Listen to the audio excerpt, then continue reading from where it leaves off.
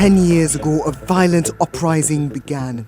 Since then, it's shaken the northeast of Nigeria and neighboring countries. It's a conflict that's killed more than 30,000 people and displaced millions more. I'm talking, of course, of Boko Haram. But who are Boko Haram? And why has Nigeria's battle with them lasted over a decade? So how did it all begin? Boko Haram means Western education is forbidden. It was formed by this man, Muhammad Yusuf. He hated the West and was very critical of the government, which he saw as corrupt and un-Islamic. He set up a religious complex, including a mosque and an Islamic school in Maiduguri, the capital of Borno State. He was a charismatic speaker whose followers were a mixed bag, not only some of society's poorest, but also upper class and university students who invited him to speak on campus.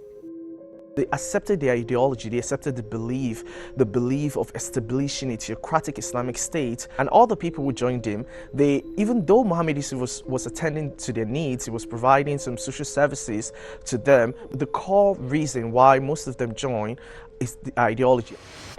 In July 2009, Boko Haram staged a failed uprising against the Nigerian government. 800 people were killed and many of their members arrested. Authorities thought they'd successfully crushed the group when Muhammad Yusuf was killed in police custody. But that July uprising marked the beginning of a 10-year-long battle that continues till this day. Just a year after the uprising, one of Yusuf's lieutenants, Abubakar Shekau, announced he was now the new leader of Boko Haram. The re-emergence of Boko Haram under Shekau's leadership marked one of the first times when authorities claimed to have defeated Boko Haram, only for the group to resurface. It's a pattern that would be repeated time and again over the next decade. In August 2011, Boko Haram made international headlines when it sent a car bomb into the United Nations compound in Abuja. 23 people were killed and more than 75 injured. The next few years would be some of the group's deadliest. Between 2013 and 2015, Boko Haram killed more than 11,000 people. It was impossible to count the number of dead bodies. There were so many women, men, and children. During that period, the group seized more and more territory, and by 2015 was in control of much of Nigeria's Borno state. It also spread its attacks beyond Nigeria's borders to neighboring Niger, Chad, and Cameroon.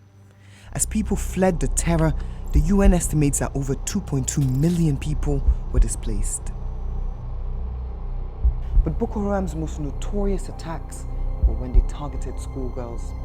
One night in April of 2014, students of the girls' secondary school of the northern town of Chibok were sleeping in their dormitories.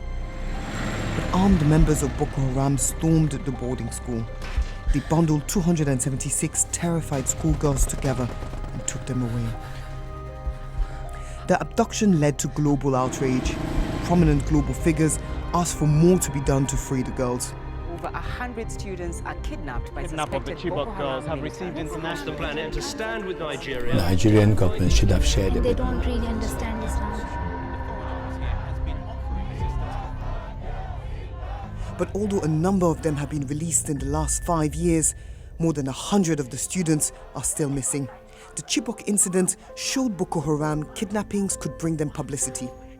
4 years after Chibok, they abducted 110 schoolgirls from the town of Dapchi. Most were released a month later. But one of them, a Christian student called Leah Sharibu, remains in captivity. Her peers say she refused to give up her faith. Since 2013, more than 1,000 children have been abducted by the terror group. The Nigerian military have been criticized for their failure to free those kidnapped by Boko Haram. Low morale and corruption have left the army floundering, but Boko Haram's shifting strategy, including the use of female suicide bombers, has made them hard to pin down. In recent years, Boko Haram has fractured and split, forging new alliances and developing new tactics. In 2015, Boko Haram lost its self-proclaimed capital Gwoza to Nigerian troops.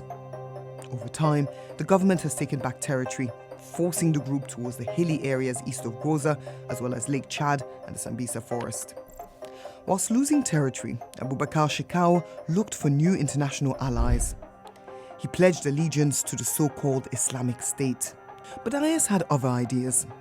A year later, it announced that the new leader of what was now known as the Islamic State West Africa province was Abu Musab al-Barnawi. Remember this guy, Mohammed Yusuf, the founder of Boko Haram? Well, al-Barnawi is believed to be his son. Although he keeps a low profile, there are no verified images of him. So Boko Haram was now split. Abubakar Shekau remained in control of another faction, now known as Jama'atu Ahlus Sunnah Lil Dawa wal Jihad, or JAS, to you and me. The Islamic State West Africa province, also known as ISWAP, has developed new tactics, focusing on winning the hearts and minds of the communities, the territory it controls. ISWAP tactic now, it's actually is a combination of not just warfare, but it's also a combination of a state building project. So ISWAP is actually engaging in that state building project, having their own judicial system where they establish court judgment, also monitoring like economic activities, especially the fish farming, the cattle rearing, and the farming activity in the region. Now, all of these activities were not the activities that we saw from Boko Haram at the early and the nascent stage. As IS's caliphate is lost in the Middle East, ISWAP is attempting to establish one in West Africa. If it's successful, this insurgency could be around for another decade.